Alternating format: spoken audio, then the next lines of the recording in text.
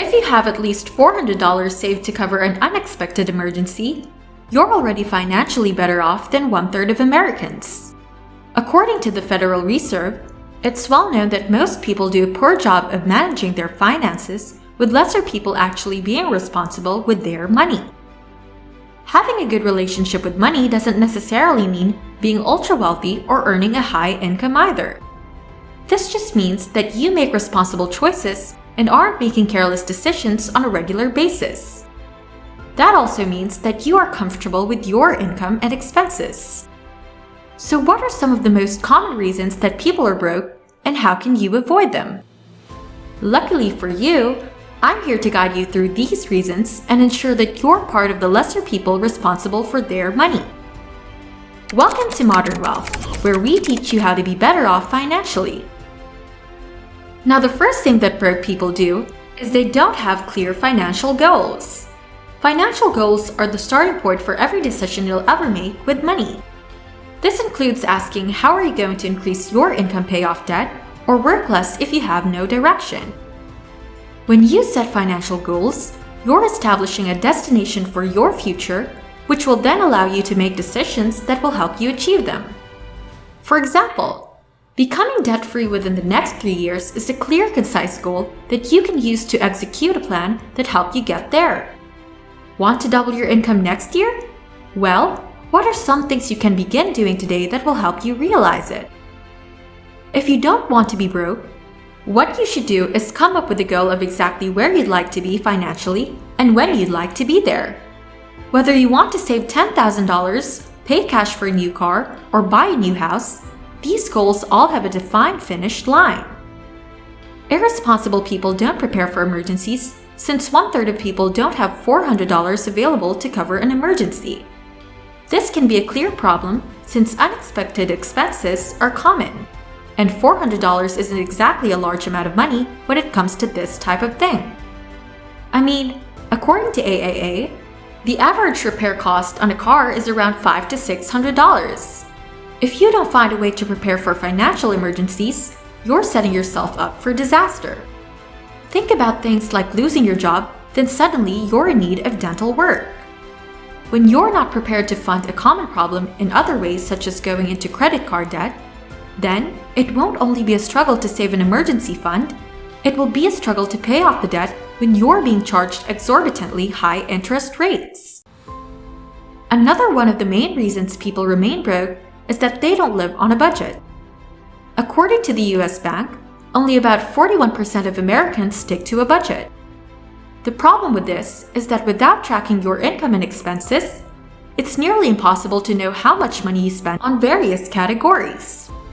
If you've ever gotten paid, made a few purchases, and seemingly have nothing left over, you're probably questioning where all the money went. But you should know why this is so important.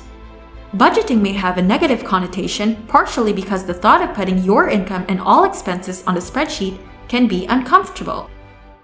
However, doing this can be a powerful exercise, especially for those who are trying to take control of their finances. They don't think about the future. I mean, one of the most common excuses people have about their poor financial situation is that they want to spend money and enjoy life today, and not to save until they're too old to enjoy their money. It's understandable that some people don't want to pinch every penny until their 50s, 60s, or even 70s. But it really doesn't make sense to sacrifice your younger years planning for a potentially lavish retirement. However, it's important to strike the right balance of thinking ahead and having a good time presently.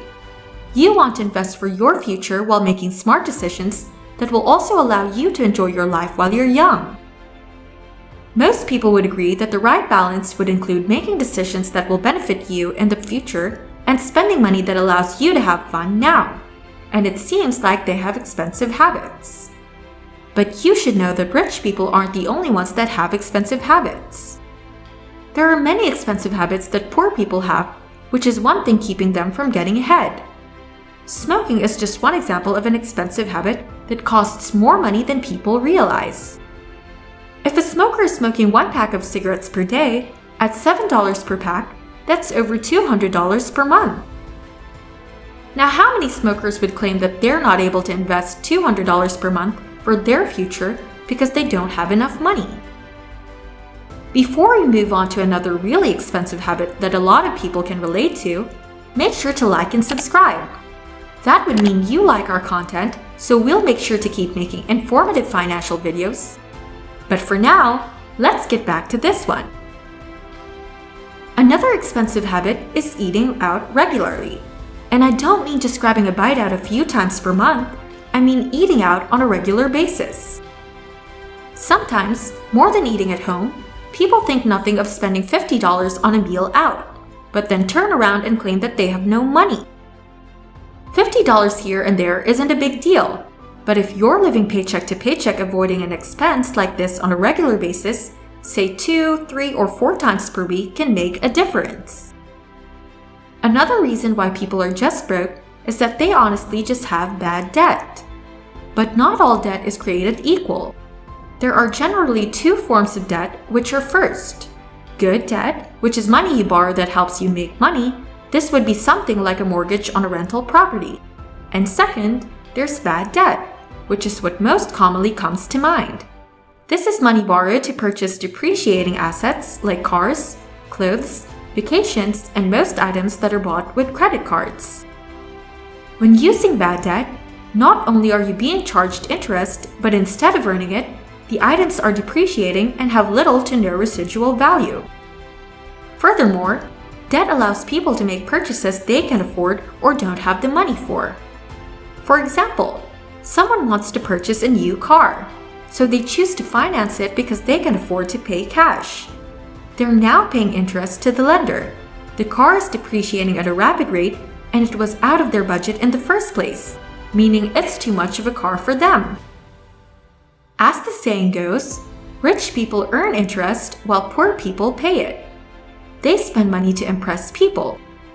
And as Dave Ramsey says, most people buy things they don't need with money they don't have to impress people they don't like. He goes on to say nothing will make you go broke faster than trying to impress others.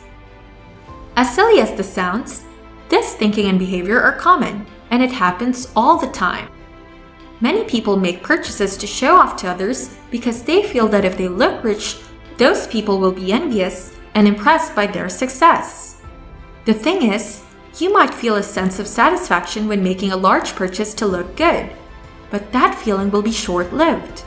That purchase can set you back for the long term, long after that initial impression to those people. This is a losing battle and a financial setback for this false sense of fulfillment. It usually isn't worth it since they don't pay themselves. Fourth is that these people don't pay themselves first. Aside from making responsible spending decisions, paying yourself first is one of the easiest ways to improve your finances. Most poor people don't do this when trying to get ahead, but it's important to understand that it's nearly impossible to build wealth by saving money alone. You need to consistently put your money to work over a long period of time. Taking a portion of each paycheck and directing it towards investments is an easy and painless way to invest automatically. This way, you're less likely to miss the money. Plus, you don't need to make the decision to invest on a regular basis if that money sits in your account, burning a hole in your pocket. You'll feel wealthier than you are, and it could eventually be spent on various items, most of which you can't even remember what they were. When faced with the option of whether or not to invest every week, you're much less likely to choose to invest. The reason most people are broke is because they make poor financial decisions with their money. And I don't just mean in some areas, but usually in many different ones. There are obviously exceptions to this, but if you analyze the behavior of the average broke person, you would find this to be true. The good news is that it's possible for just about everyone to improve their situation to a point where they're comfortable. And those are the main reasons why people go broke. I know it seems like a lot and somewhat of an impossible thing to do, but if you just stick to our advice, you can never go wrong. Be discerning with what you spend your money on, and you'll be better off than most people you know. Now, if you found this video helpful, make sure to like and subscribe. Thanks for watching! And if you want to learn a few more tips and tricks to handling your money or your money-making skills, make sure to subscribe. We'll see you in the next video. Cheers!